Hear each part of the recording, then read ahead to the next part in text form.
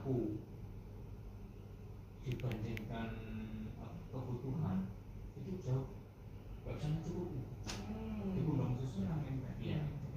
Nah, akhirnya terus terang baku udah salah satu. Itu kenapa Pak?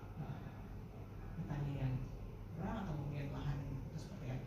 Jadi gini, kawasan di Pundong itu yang bawah itu kawasan subur, otomatis dia tanamnya tanam horti sama tanpangan kayak jagung, padi, kacang tanah, kedelai dan sebagainya. Otomatis semua itu cuma sebagian pemotongan dan itu direbus saja sudah kurang. Nah, ketika yang sebelah selatan desa Seloharjo itu apa tandus, jadi nggak maksimal. Oke, ini kurangnya dari Wonosobo gitu ya. Kemudian mungkin bisa disampaikan juga ya kan strategi-strategi itu sering maaf bisa kemudian lebih dikenal lagi di masyarakat luas begitu.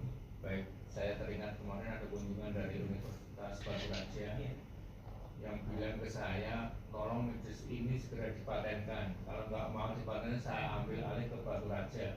Karena Batu Raja itu ribuan hektar itu tamannya semua. Nah, terus saya bilang gini, ya udah saya patenkan, tapi bahan bakunya dari Batu Raja. Kita kolaborasi dari kampus kemarin. Nah, yang jadi masalah ketika apa ya Mbak, bahan baku terus kemudian pas liburan-liburan itu apa? Jadi kadang yang bikin mie itu dia nyetoknya tepung.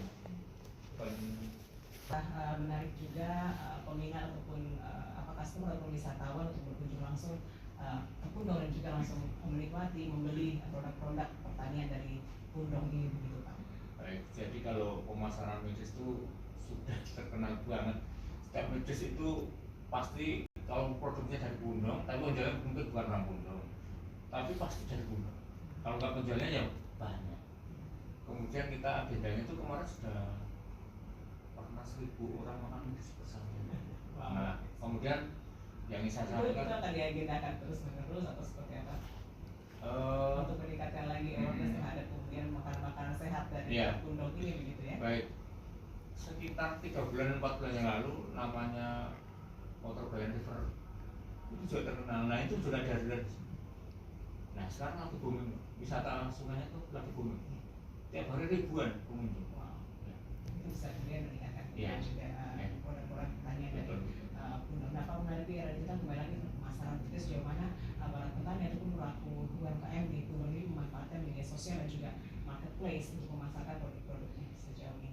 Ya, baik. Jadi kalau pelakunya itu mungkin usianya udah senja, tapi dia punya anak, ya anaknya itu yang bagian-bagian etis. Kalau pemasaran yang khusus nggak masalah. Yang masalah produknya belum bisa terserap secara maksimal. Itu masih jadi PS ke depan masih masyarakat semakin melek terhadap makanan sehat dan kemudian serapannya semakin tinggi begitu ya. Terakhir mungkin untuk harapannya Bapak dalam target jangka pendek ataupun jangka panjang yang ingin dicapai bersama penyuluh ataupun dari Taman Lestari ini seperti apa dalam misalnya 1-2 tahun ke depan pada pertanian di Pundong ini Pak? Baik, terima kasih Mbak Norma untuk closing statement. Jadi yang pertama, kita selama makanan itu berasal dari pertanian, dunia itu masih aman. Selama bahan makanan itu dari pertanian masih aman, bukan tambang ya. Selama masih pertanian masih aman. Ya, harapan kita ada generasi muda yang bisa maju. Kemudian ada dukungan dari pemerintah, dukungan dari swasta, dukungan dari mana aja, CSR dan sebagainya. Bisa saling kolaborasi. Mari kita angkat bareng-bareng karena itu potensi kita.